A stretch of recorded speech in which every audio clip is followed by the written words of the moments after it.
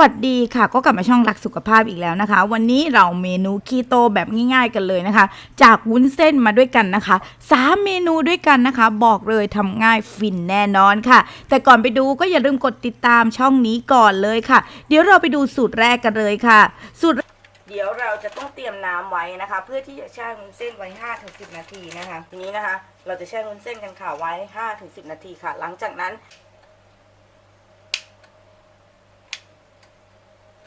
ก็จะได้วุ้นเส้นในลักษณะอย่างนี้นะคะที่ส่วนที่พักไว้นะคะหลังจากนั้นค่ะให้เราเอาน้ำมันนะคะนิดนึงนะ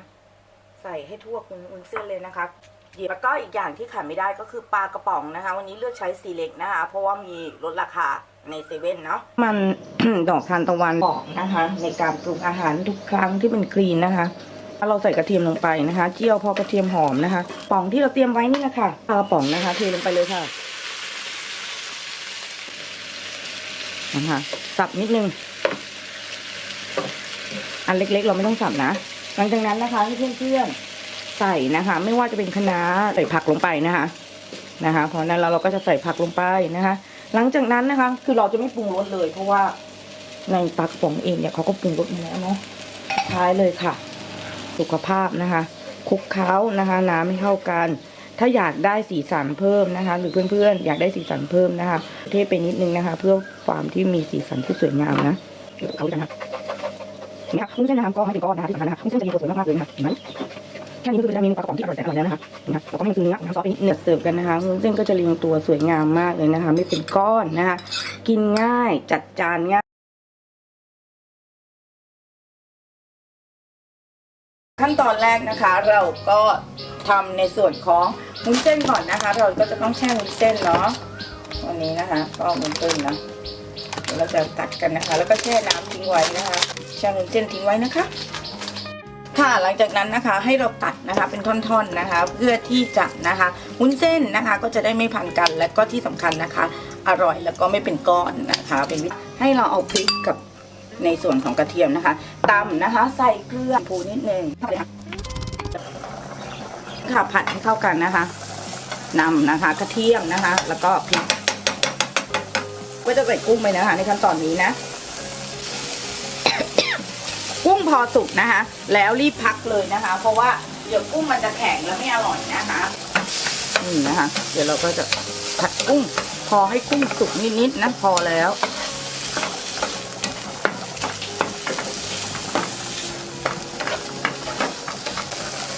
เดี๋ยวเราจะตักเก็บกันเลยนะคะตักกุ้งเก็บไว้ในส่วนของนะคะ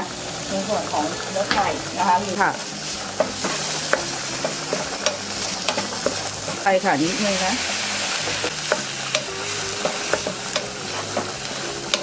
ไปเลยค่ะใส่วุ้นเส้นนะคะขยี้ให้เข้ากันนะน้ำมันหอยอยู่ที่เราจะใส่แค่ไหนนะใส่นะคะในส่วนของผักกระเฉดลงไปค่ะปิดฝาไว้ให้กระเฉดสลดนิดนึงนะคะในส่วนของกุ้งลงไปค่ะเพราะไม่งั้นมันจะแข็งเนาะกุ้งที่เราพักไว้เนาะไม่งั้นกุ้งมันจะแข็งแล้วไม่อร่อยนะคะเดี๋ยวเราไปจัดเสิร์ฟกันค่ะวุ้นเส้นเราก็จะไม่เป็นก้อนเลยนะจัดจานให้สวยงามเราก็อร่อยได้แล้วนะจ๊ะกินคีนแบบอร่อยแถมเนื้อกุ้งนะคะไม่เละนะคะรวมถึงไม่แข็งนะบางคนจะเกิดปัญหาแบบกุ้งแข็งอะไรอย่างเงี้ยนะคะก็เลยไม่ถักกินเมนูกุ้งกันนะคะ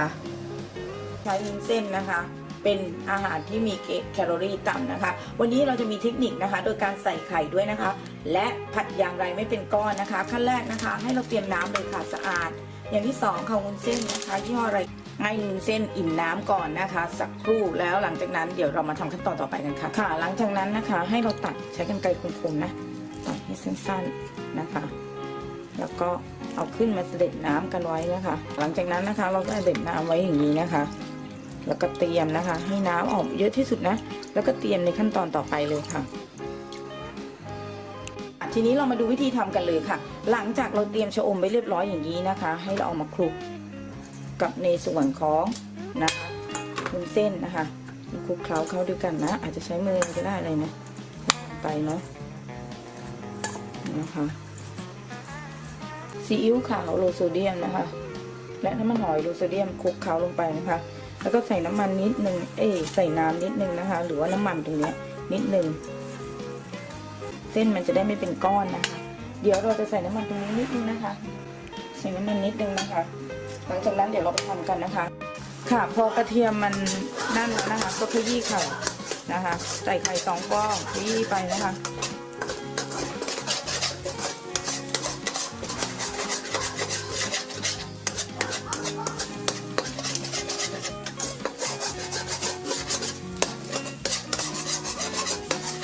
ไปกินไข่ไปเรื่อยๆเห็นไหมคะไข่มันก็จะออกเป็นลักษณะอย่างนี้แล้วนะคะผัดจนไข่แห้งนะคะเอาละค่ะหลังจากนั้นนะคะให้ใส่สิ่งแล้วเราเตรียมไว้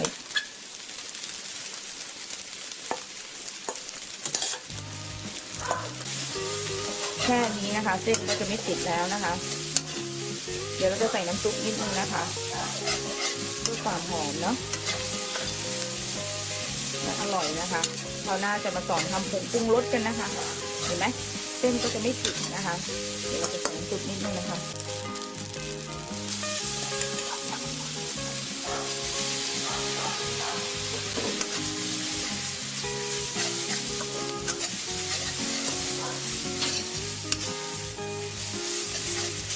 แค่นี้เราก็ได้ชะอมผัดไข่แบบคลีนนะคะง่ายแล้วก็เร็วนะคะเดี๋ยวเราก็ปรุงรสตามชอบนะแต่เมื่อกี้เราใส่ไปแล้วคลีนไม่จำเป็นต้องคุกจะไม่ดีกับร่างกายของเราอะนะคะเห็นไหมคะเส้นก็ไม่ติดเป็นก้อนนะคะแค่นี้ก็ได้แล้วเดี๋ยวเราไปจัดเสิร์ฟกันค่ะค่ะเป็นไงมั่งทั้ง3สูตรนะคะวุ้นเส้นคีโตแบบง่ายๆค่ะลองไปทำกันดูค่ะสำหรับคลิปนี้นะคะทีมงานเลิฟนิยมหวังเป็นอย่างยิ่งว่าคลิปนี้นะคะของเราจะมีประโยชน์กับเพื่อนๆไม่มากก็น้อยนะคะถ้าชอบคลิปนี้กดไลค์กันเลยค่ะและที่สำคัญอย่าลืมแชร์สูตรไปเก็บไว้ด้วยนะคะเจอกันใหม่คลิปหน้าสวัสดีค่ะ